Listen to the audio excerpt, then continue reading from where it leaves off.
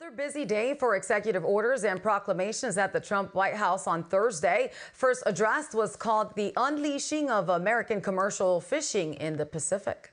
China, Japan, Korea, and Taiwan, all fishing on our very edge of the 200-mile zone. So our fishing, we're in competition with them. And also, their dumping of their fish on U.S. markets lowers the price for our fishermen. And that's another difficult thing that we hope you'll take care of. The second action was commemorating the 250th anniversary of the battles at Lexington and Concord. It reads in part, 2.5 centuries ago, a small band of Minutemen answered the call of freedom in the legendary battles of Lexington and Concord, an epic tale of American strength and the first major armed conflict of the Revolutionary War.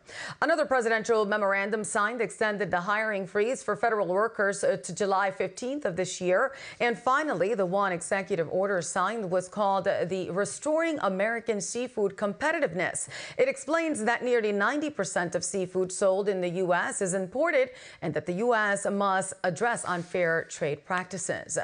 The Department of Government Efficiency this week made more reductions in the number of federal employees, this time at AmeriCorps. The agency was founded by Bill Clinton in 1993. Its website says it engages more than 5 million Americans in service through a variety of stipend volunteer work programs in many sectors. In some ways, it's like a domestic Peace Corps. According to townhall.com, hundreds of staff received notices this week saying they were being placed on leave effective immediately. This came after DOGE visited the agency's headquarters.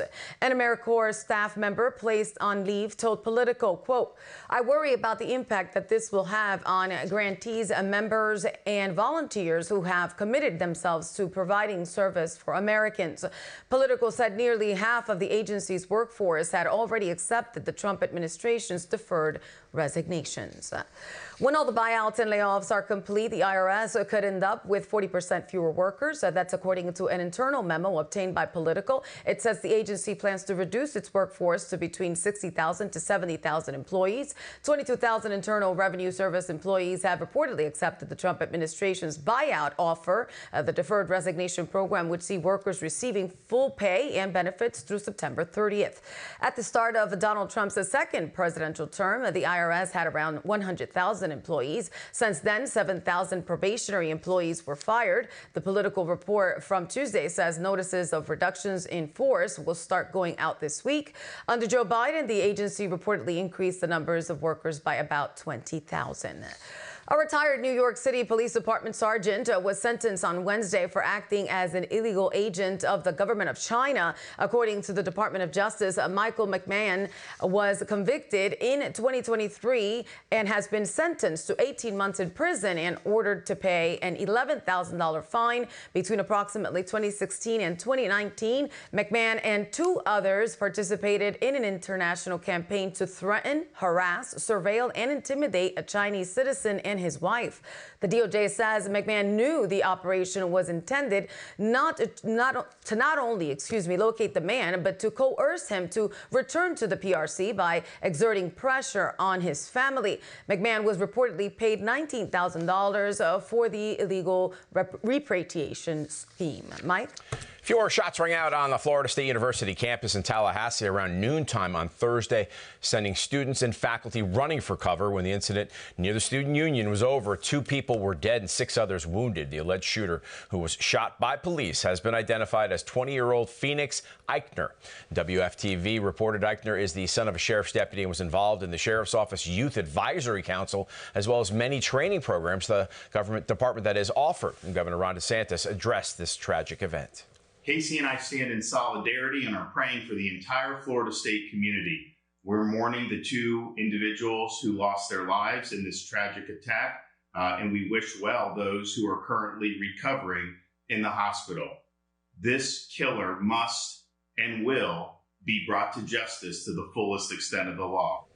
The two individuals killed were not FSU students. Eichner is the stepson of Leon County Sheriff's Deputy Jessica Eichner, an 18-year veteran, that is. A motive has yet to be determined. Brown University went looking for money earlier this month after the federal government froze $510 million in grants it gives the school.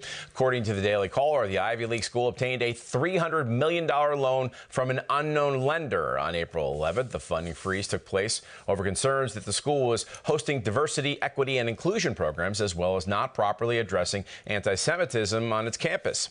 A university spokesperson confirmed the loan to the Daily Caller, saying the university is fortunate to have financial options to help them manage their finances during this period. Harvard University opted to borrow $750 million from Wall Street after the Trump administration put $8.7 billion in federal grants under review.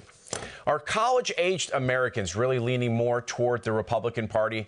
Data from a spring 2025 Yale Youth poll released Tuesday indicates yes.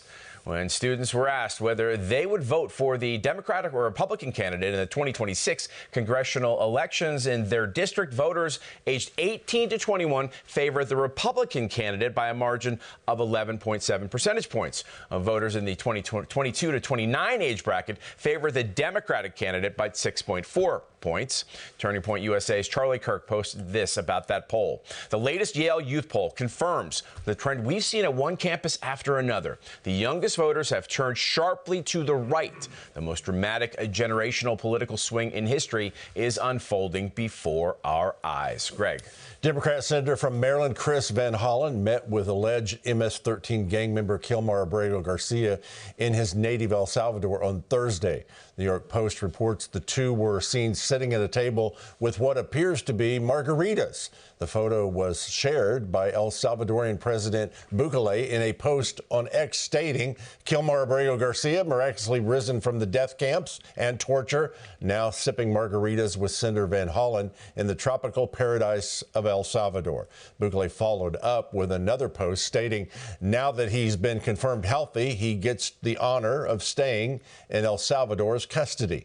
Van Hollen traveled to the Central American nation this week to push for the release of the deported illegal migrant.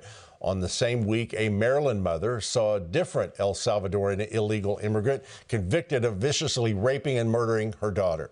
The Maryland senator posted on X, quote, I said my main goal of the trip was to meet with Kilmar. Tonight I've had that chance. I have called his wife Jennifer to pass along his message of love. I look forward to providing a full update upon my return.